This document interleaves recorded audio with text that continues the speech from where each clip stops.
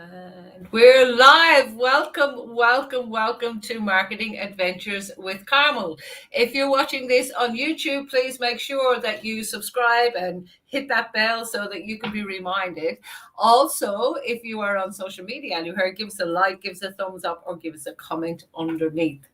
Now, Marketing Adventures with Carmel is all about marketing adventures where we bring you tips, tricks, but also we bring you some amazing entrepreneurs and business owners who have walked that journey as well. And they often have insights that may support and help you in wherever you are in your journey. Because you know what? Things don't have to be perfect. They're not always perfect, but it helps when you can hear from somebody else that maybe has taken some of the steps along your path. So welcome to us here. And we have a beautiful lady now from the US. Karen, welcome to Marketing Adventures. Of course. Thank you. My welcome.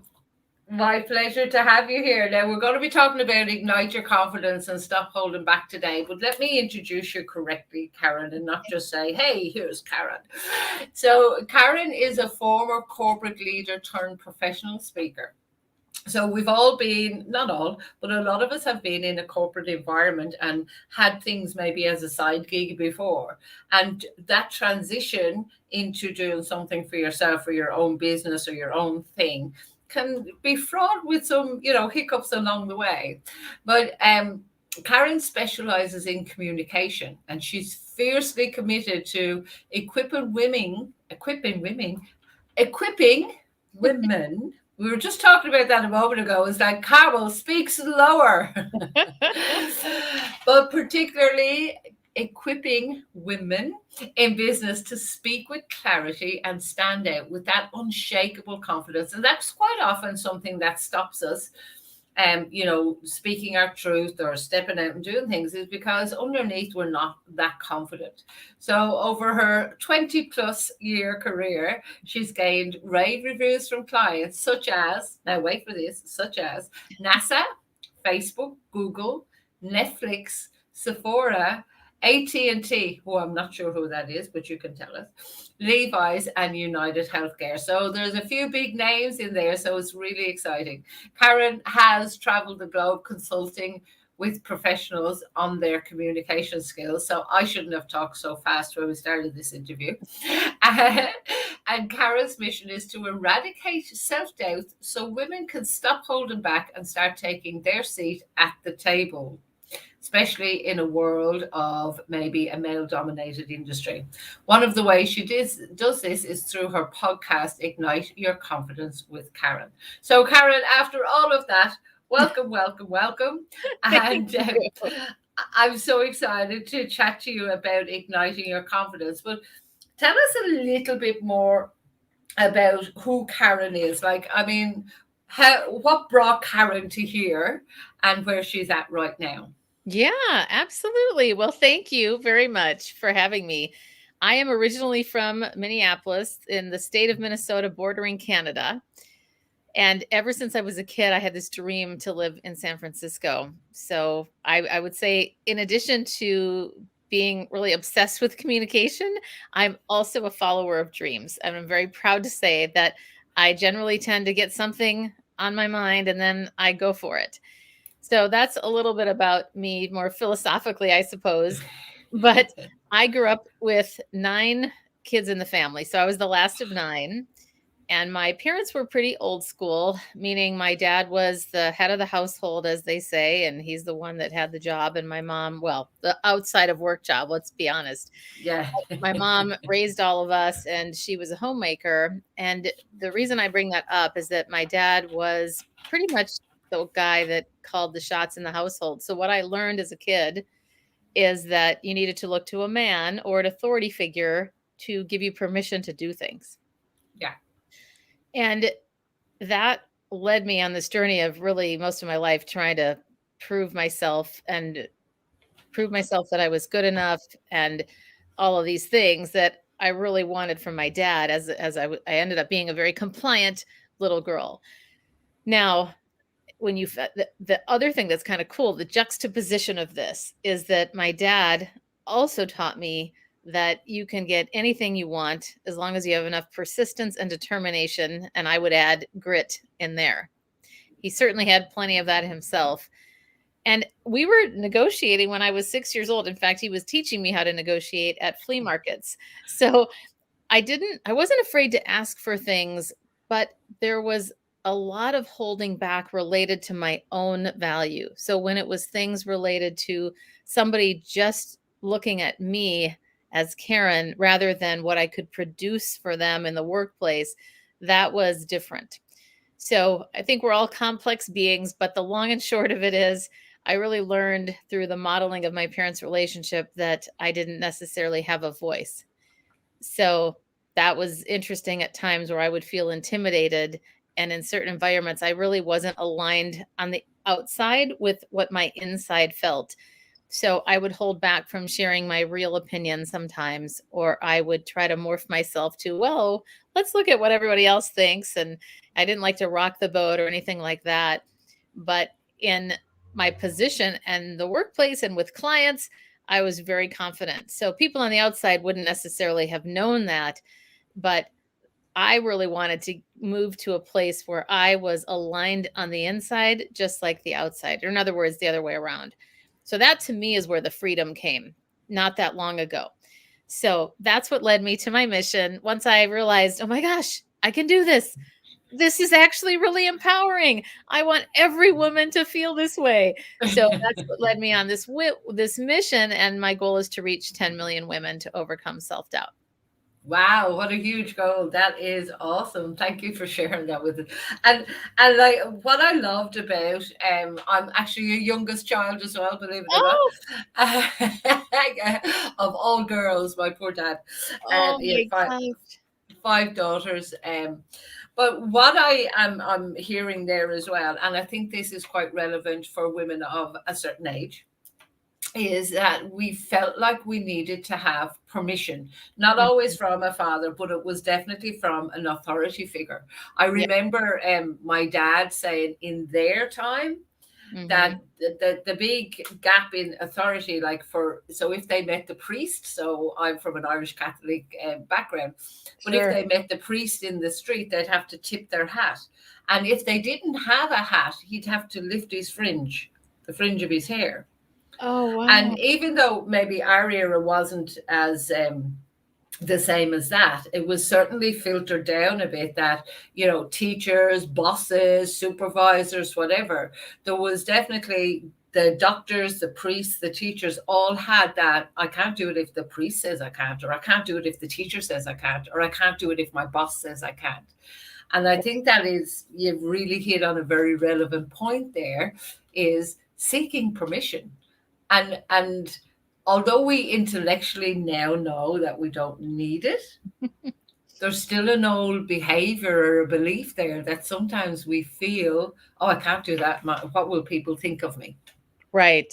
Absolutely. Yeah. So I love that you hit on that in the beginning. So tell me, from that perspective, how do you get past that feeling or want or need or drive to get permission and just actually step into your own confidence? Yeah. Well, I'll share a story of when I had this moment where I realized this is enough.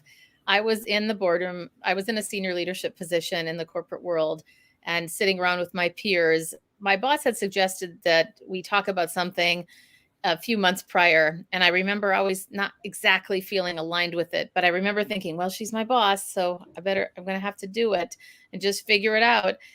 And at the moment I was in the boardroom, I can remember this so vividly.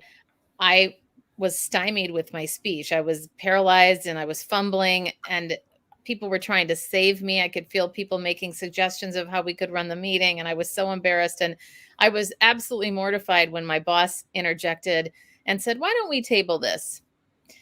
And then the meeting just ended.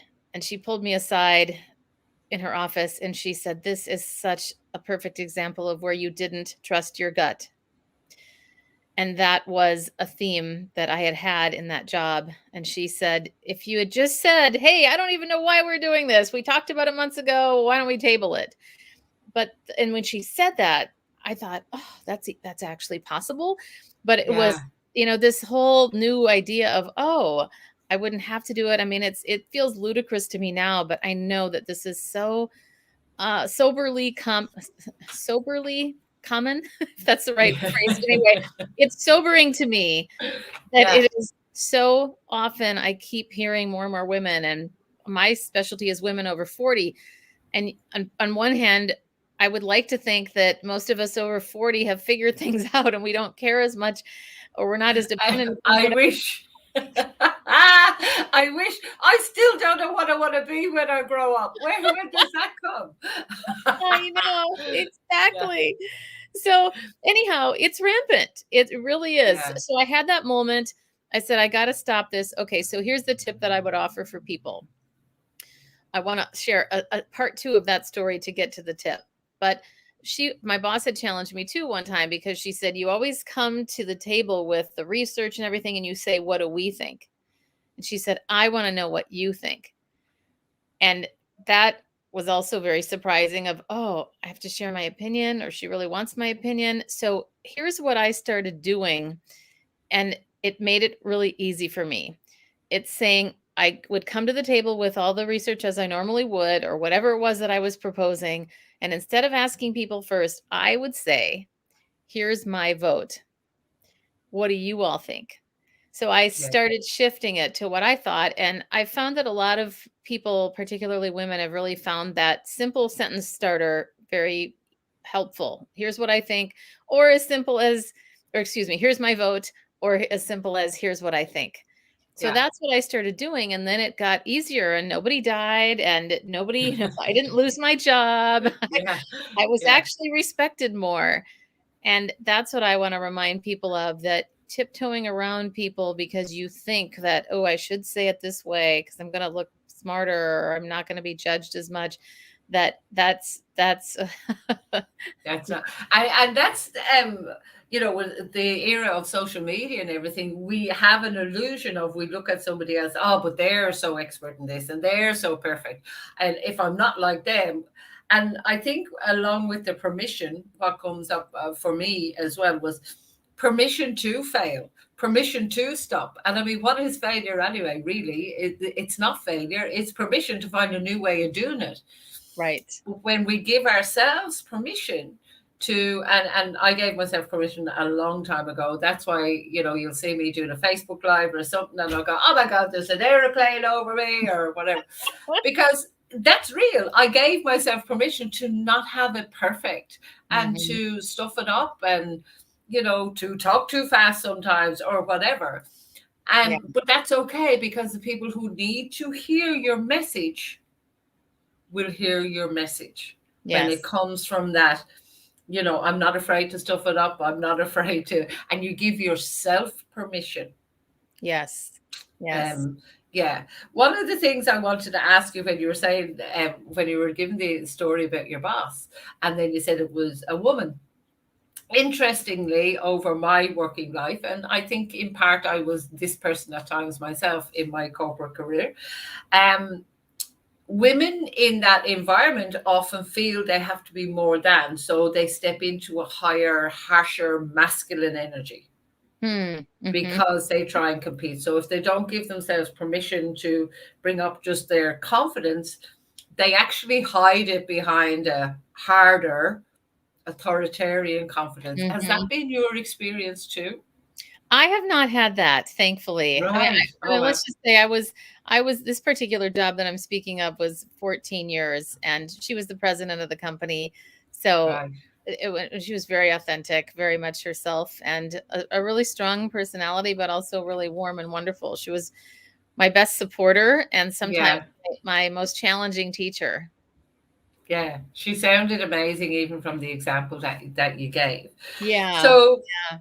that's great insight into that confidence. And I like that question of, here's my vote, or I think. And I suppose even followed up, this is my opinion. I'm Yes. open for feedback. I'm open Yeah. for suggestions, something like that. So Absolutely. you're not making anybody right or wrong. And you're just going, here's what I think. Mm-hmm. Go Mm-hmm. for it with that. So what else? How else can you ignite that confidence and stop holding back, because we are our biggest blocks to what we We say we are. want. Yes. Well, one of the things that I love to do, this was an idea. I'm sure you've heard of it. It was many years ago when I was at a retreat that I heard about it for the first time, where you name your inner critic and the power of naming it. And I am not a therapist, but I've come to learn through a therapist friend of mine that there's actually something called narrative therapy. And the logic in general behind any of this is that you separate yourself from it and it loses its power. So my inner critic her name is Gertrude, and she is tall and thin, and she's got long gray hair that's all put up in a bun really tight. And she has cat rimmed glasses. She's always holding a clipboard with pen, and she is off and judging me all the time. So it's kind of a funny thing too. It almost, it changes up the neural pathways in our brains, because when we say, oh, Gertrude, rather than me, I'm this way, or I'm so critical of myself. And so then I can just say, oh, Gertrude, relax. I know you're just trying to protect me, but you know what? I got this. Or whatever. Yeah, I love that. I love that. And some people that will be watching this would have heard me talk about the selves, and it's similar. I've read a book called Embracing the Selves, great book. But the theory is that we have a critic, we have a victim, we have a whatever, but they all are, I liken it to a choir. There's all the different voices in the choir, and the ego is the conductor. Aware ego rather than just an ego, I should define. So they all have their place in the choir, but they don't all have to sing at the same time. That's great. They just need to know that they are accepted and embraced. So we talk about quite often healing the damaged self. It's like, well, the damaged self doesn't need to be healed. That's the damaged self's KPI and job description, is to be damaged. That's it. So it's funny you say you name them. So I looked at, well, what self do I need to develop? Because I've got a very, very good worker self, which is called Wanda. She's called Wanda Workit. And I did an exercise of what's Wanda Workit's KPIs, what's her image, and what are her phrases. So if I want to get into worker mode, I know certain phrases. But I also have my entrepreneur self, wasn't very well developed. So her name is Monica Moneybags. So Monica Moneybags. Yeah, and opportunity self is called Nikki Networker. So there you go. But anyway, I digress. No, that's so good. It's so fascinating. We're such complex human beings. And what I find that we are so critical of ourselves. And it reminds me of another exercise that I heard from a coach many years ago. And of course, now I don't know his name. I wish that I could give him credit, but he thought of something called a fear script, where you start with what is your biggest fear message. So maybe it's something like, who am I to be getting this job, or whatever it is, or starting a business, or I'm afraid to start a business because what if I fail? Then you start there, you write that down, and then you write what you would say back. And then you have this dialogue. And that's another example of fear, naming your fear so that it takes the power away. And it so does. And that book that I mentioned, it really makes it that you can say, oh, that's just my whatever talking, or that's just my, and there's exercises you can do. And I've actually done it myself with other people, of how to chunk them up to their highest intention. And they're usually the same. What they actually want is usually the same. That's wisdom right there. Yeah. And I think the ego gets a bad rap. So many people say, oh, it's just your ego. It's like the ego has a job. The ego's job is to keep you safe. That's it. That's its only job. That's its only thing. The thing is, he's a bit of a trickster, and he'll bring in procrastination to go, don't go over there. Procrastination, come in here. Keep her distracted there a bit, because that's not safe. Exactly. I'm so glad I have somebody else that knows. Because sometimes I think, oh my God, all these voices in my head, does that mean I'm crazy? And the answer is no. And it's okay to have down days. And it's just not to live there. Right. That's the key. Exactly. It's just not to Exactly. live there. Well, and Yeah. I think to your point, I mean, it makes me think about how, especially for many of, I'm sure your audience, we're all leaders of some capacity, and a lot of times leaders aren't really good at leaning into negative realities, where Yeah. we want to just dodge something or say it, just almost ignore that it's there, and yet when we can lean into it, face it, do the grief work that it takes, whether it's just simply acknowledging that, talking with somebody about it, that you had a really bad day or something really horrible happened and you need to grieve that loss, so that then you can open up yourself to new things. But so often we're trying to push that stuff down as opposed to facing it. And that's really where the Yeah. freedom is. And do you believe that's because societal wise, we're educated, programmed, whatever you want to put it, to be strong women? So we've gone from the, maybe your parents, my parents, quite often the woman at home and the man provided, more old Mhm. fashioned, to no. And like your father, my father would be, you can do anything you like and blah, blah, blah. And then we become this anything we like. But with it is there's old beliefs, old stuff working there. So we become strong women, or we think we're strong women, or we show the face of being a strong woman because that's Mhm. what everyone thinks, and then it's weak to ask for help. Yeah, I think those are all things there that are in there. What I find that is interesting also in my work with men, that men don't want to face it either. I just think Yeah. loss is uncomfortable. Pain, everybody wants to go away from pain. So it's, Yeah. I'm funny, I can still remember years ago when I was seeing this therapist that I heard was fantastic. And he asked me, we were talking about a situation, and he said something about touch your, where are you feeling it in your body? That's what he asked me first. And I said, in my stomach. And he said, okay, just touch that part of your body and just hold it there. And we were pausing. And I finally said to him, I go, Dennis, I'm paying you $150 an hour. Can we please get to the point here? And what was interesting, I did become a believer over time. He was encouraging me to trust the process, but it was that challenge, number one, of feeling like, is this really going to do anything if I sit here and hold my stomach? But I've also come to learn, and there's so much science backing this up, that our feelings are really the clue to getting to where it is that we want to go, and getting that freedom, getting to that high performance. So I think that most of us just don't like pain, so we don't want to be there. But to your point, I think that that is a really another whole component to it.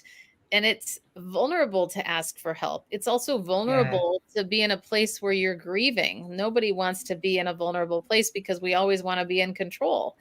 So I say that it's we're dynamic human beings, aren't we? Not just Ah, are anything. we ever?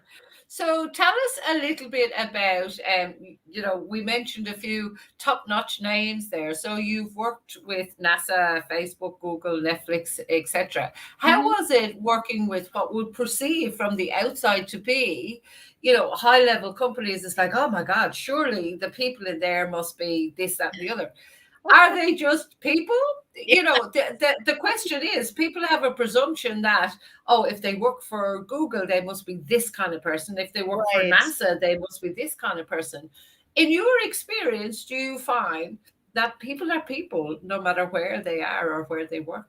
Yes, I think you probably know the answer to that question. Yeah.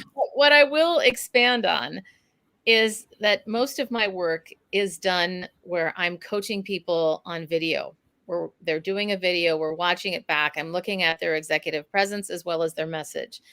And there is nothing like level setting the human condition or person when you see yourself on video, when you're sitting there with someone who's seeing themselves either for the first time or they've never had coaching.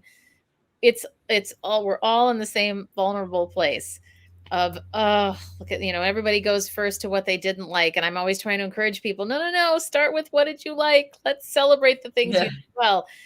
So absolutely, that we are all people, and I'd say that to me that hopefully would give everybody listening, as well as for me certainly, comfort to know that nobody really knows what they're doing. We're all trying to figure things out, And it's a matter of really trusting yourself, who you are, and really sinking into those values of your own worth. That's what I would suggest above all Yeah. else. I love that because I have an assumption of it, but it's taken me years to get to that because you would have always thought that for some reason, the human condition, we always think other people are better than us. Right. Um, and we have this, that's why social media has played such a huge part in things and the falsification of things as Right. well. Because we look at people that are so, maybe all over social media in a way that they're earning money on social media. You go, why can I not do that?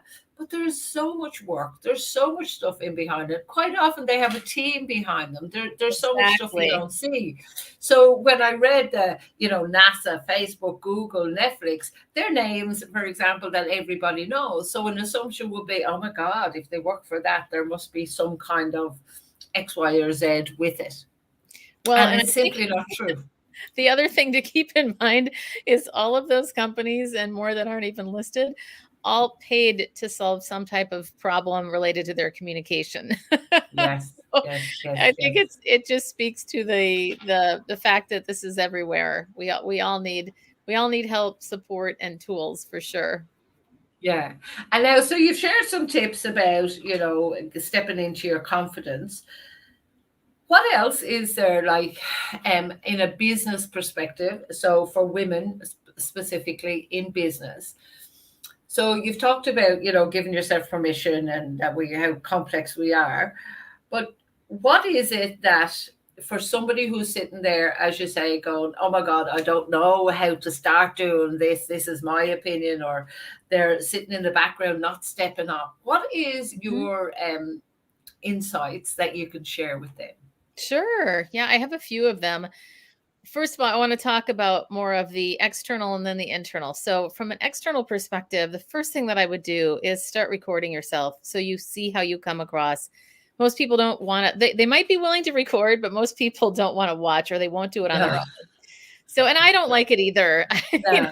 I don't know about you, Carmel, but Not particularly. I don't even think I have an accent until I hear myself back and I go, oh, do I sound like that? yeah, Yeah. So I yeah. hear so often people don't like the sound of their voice and all of that.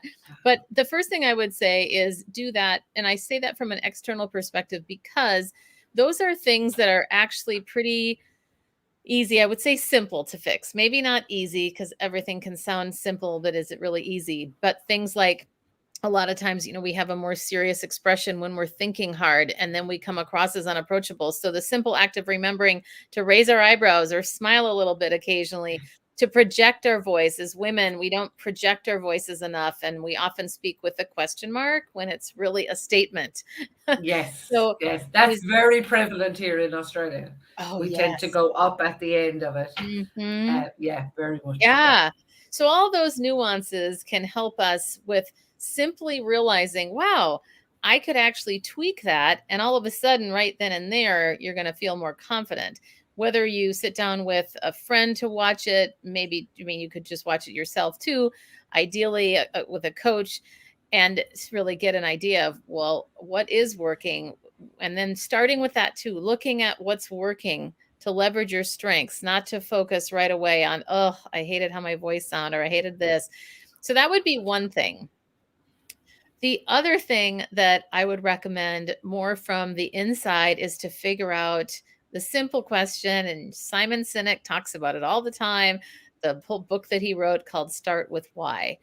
And figure out, well, what is it that you want to be known for? When we think about your personal leadership brand, who do you want to be in the world? And then go start being that. And that again may sound very like, well, that's simplistic. I don't, whatever you might want to call it. But Yeah.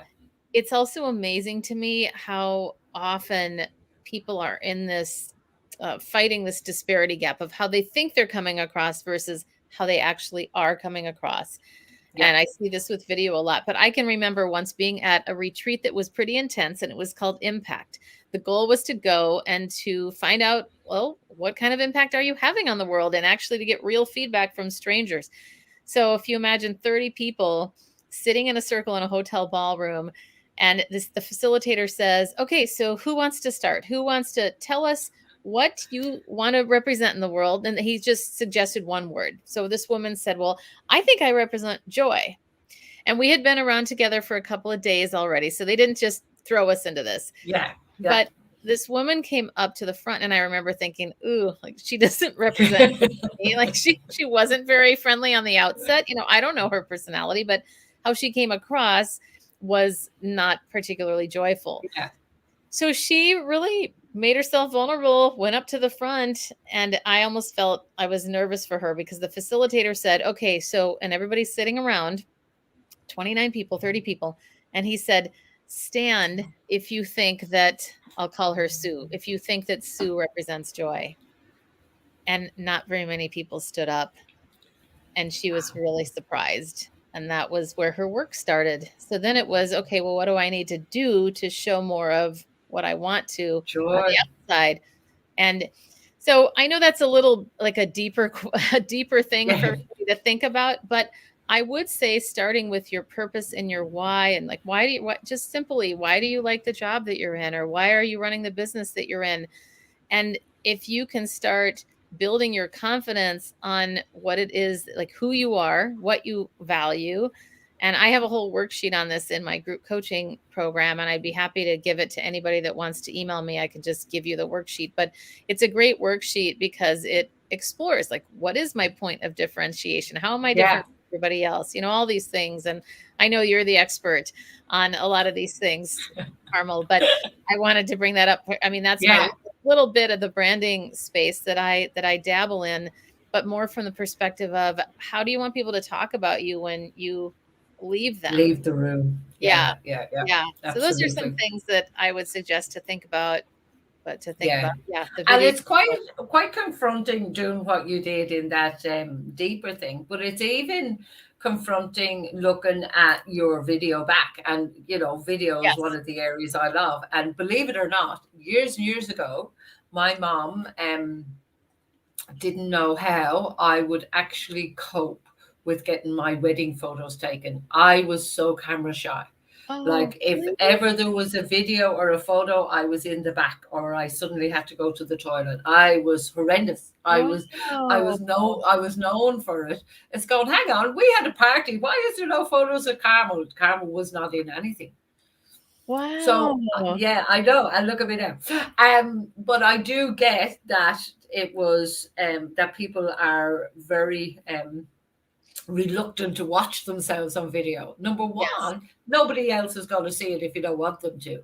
But one thing I learned over many years, actually, we were talking about it yesterday in hospitality, was the art of disassociation.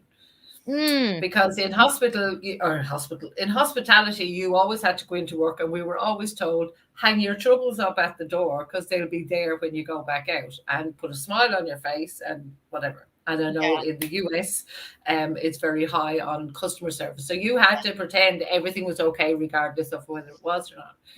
So if I could share a tip to just add on to what you said about watching a video back, is to disassociate from it as if you were looking at somebody else. Yes.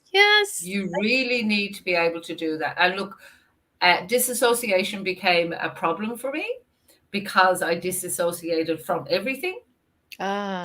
But in hindsight now, I can look back and see it is actually a skill that I bring in when I need it. So when we had some deaths in the family, I was asked then to do the eulogies. I could do it because I could disassociate momentarily from the pain to get clarity on what I was doing.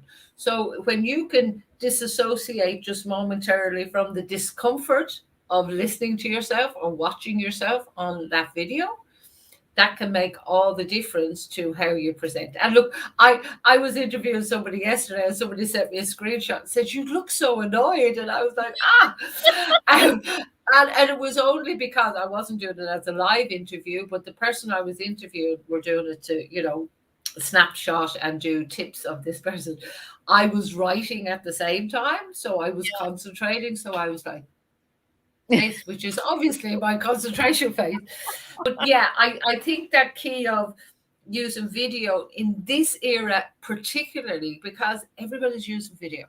Yeah. Like, let's Sure. face it, the days of face to face, while they're not gone, that we've expanded to worldwide. I Right. mean, look at you and I. I was talking to I somebody know. from the UK yesterday. I'm talking to you today, somebody from Germany the other day. I But love it. people are seeing us, almost feeling us, and knowing what we're like. So it's really important to be able to project that in a video Exactly. sense. And I love your tip about video yourself. And nobody has to see it, guys. Nobody Yeah, that's has to such a see good point. And I'm so glad that you said that about the disassociation, because right before I play back after I've recorded people, the way that I position it is watch this objectively as if it's someone else. And then even when we do the discussion, I will say, what did you like about what she said? Or what did you like it. about the Yes, way she came love it. across? And it's really, I'm so glad you brought that up. I completely forgot to Yeah, mention that. And it's such a powerful tool if we can look at it that way. And yeah. your point too about nobody has to see it. No, no, Especially, no. Do you know, in making and editing videos, the very first video I made, it took me 27 hours, and nobody's ever seen it. oh my gosh. I cried over the keyboard. I can tell you, Oh, it was, you know, like I was editing and learning all the new stuff, and oh it was my a big gosh. editing suite, you know, Yeah. and it was like, ay, ay, ay. But now I know how to do it. I could do it in a few minutes. But oh boy. And it was a really good one. I mean, I went out on location and filmed stuff and everything. So What? it's a really good Oh my video, but it has never gosh. seen You net have to bring that out microphones, cameras. We're walking up the street talking a script and all of this. Yeah, never launched it anyway. sometime. But the point was, I didn't like how I looked. I didn't like how I stood.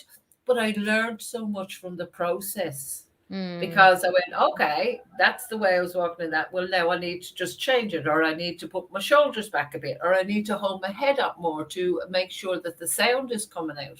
yeah. Yeah. You know, they're little things like that that we Yes. can't see when we're doing. It's like if somebody's teaching you swimming. Well, you can teach yourself certain strokes, but you can't see the strokes that you're not doing right because you're in the bloody water. Right. You Right. know, you can't read the Exactly. label of the box from inside the box. That's a great analogy. Well, you're reminding me that before I got married in 2013, I went to Costa Rica to learn how to surf, which was always a dream of mine. And do you know the surf school, the way I decided, which was the deal breaker to tip me over the edge to go with that one, was the school that did video recording. So we would be out all day, they'd record us, and then we'd come back and watch the video, just like professional athletes. And Right. I thought, it's so true. Like you said, you can't see it from the inside the box. And Yeah. it was so great. And you probably think you're surfing all beautifully, and you look at it and you're looking like this, and you're going, oh, no, I need to move my right arm up a little bit more, or my left arm. And that's why people have coaches, whether it's a business coach, whether it's a swim coach, whether it's a video coach, because they can stand beside you. And as you're swimming, for example, in the swimming pool, they can say, no, your elbow needs to come up. Your left elbow is dropping. So your elbow needs to come up higher. Your feet are not kicking. You think you're kicking, but they're not actually moving. Yes. And yeah, absolutely. It's vital. I'm sure you do, and I know I do. I have a coach all the time, or Mhm. mentor, that Yes. I, without that person, like, this sounds really, and I don't mean it to sound egotistical in any way, but when you learn so much, you kind of you start to level yourself up. You do. You Sure. start to get better. You're a better version of you every day. But then you get to a point that you're the best version that you know how to be, and the people around you are at the same level. Hmm. Well, you can't grow anymore because they don't have a reference point to help you and guide you and teach you. And that's why you outgrow maybe a coach or a mentor. You go to somebody else who has what you already want. Yeah. So, like, I work with a mentor all the time. He has built multi-million dollar businesses, and he is still helping people build a business. Does he have some information I might want to know? Well, just a little bit. And why not? And I know you've got much more tips to share, but look at the time. I think we could talk forever. And I thank you know. allowing me, because as you've said the things, it has just actually triggered some thoughts to enhance from my perspective as well, because I think it's been both of our journeys. At some stage we've had that lack of confidence, Yeah. and people may see you or me and say, oh, but you're so confident, and I'm like, I'm not, and I wasn't, but I guess I am now, you Yes, know. yes. Yeah. But Years. what people that I used to work with, they used to say, you're all right, but I would never want to cross you. And I'm like, what gives you that impression? Because I would have only been maybe nice to that person or whatever, but there was an invisible line they wouldn't cross Hmm. because of my values and my border I had put around myself. So as a boss, I saw myself, yes, I'd help you, yes, I'd support you, yes, to that, but no, we're not best friends to go out and get drunk every night. Mm-hmm. So there was a line. So it was kind of like, oh, I was so certain in that line that they thought, oh, if I cross that line, she's going to cut my knees off. Truth be known, I probably wouldn't, but anyway. So I think as we grow older, people's perception of us will be that we're bigger, bolder, more confident, or whatever. The truth is, we're just sitting in our own truth, and we're okay with it. Oh, yes. I love that. Yeah, the Yeah, freedom for me was being able to not be dependent anymore on what people thought of me, for me to share my true yeah. opinion. A million percent. And you know what? That for me, exactly what you've just said, came tenfold when my sister, who was ill, passed away. Oh, I'm Something so hit me like a that's okay, like a lightning bolt, and went, we're not here to get a trophy. We're not here, you know. And yeah. at the end of the day, that fleeting discomfort is gone in a day or a week or whatever. People move on. They're actually more concerned about themselves than they are about you. So I don't care what anybody thinks of me anymore, within reason, of course. I'm not. Yes. Uh, in terms of if we can reach the person that needs to hear how we can elevate them and maybe help them, well, isn't that enough? Mhm. Yeah. That's so beautifully said. Yeah. So, yeah, as I said, I think we could talk for hours underwater with a mouthful of marbles, possibly as well. Yeah. But if people would like to contact you, what's the best way that they can contact you? Yeah, so direct email is Karen at I'll karenlaos.com. pop it up on the screen. Thank you. And yes, That's my last okay. name is like the country, Laos. And I have a Facebook group and a podcast that are the same name, and that's Ignite Your Confidence with Karen Laos. So we've got our coordination there, Carmel. Pretty. There we go. Oh man, I'm just at a touch of the button. So this is the Facebook group that you have up here. So, Yes. guys, you can hop on and join Karen's group as well if you'd like to hear or see more from Karen.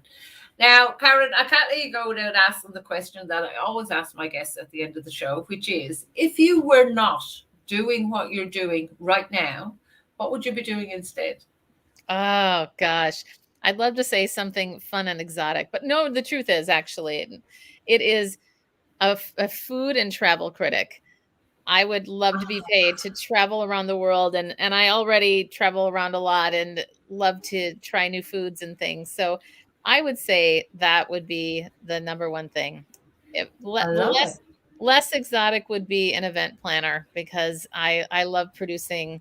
I used to do wedding planning and that kind of thing, and to produce a huge event would be really cool, like something where there were 50,000 people or something like that. Beautiful. I love it. I love it. Well, Karen, I would like to say a humongous thank you for joining us. It has been a great conversation, and I'm sure that people that are watching will take some of those little tidbits that, this is the thing. I think people think it's this massive, big change. It's like, no, it's just little bits. It's little bits, little bits, Exactly. little bits all the time. That's how you chop down a tree. You just chop a little bit out until eventually the tree falls. Yes. So thank you so much for sharing your wisdom with us today. It's been our pleasure to have you. You're welcome. And Likewise. Great to be here with you. yeah, I'm sure we'll have you on again. But for now, it's going to be bye for me. Bye.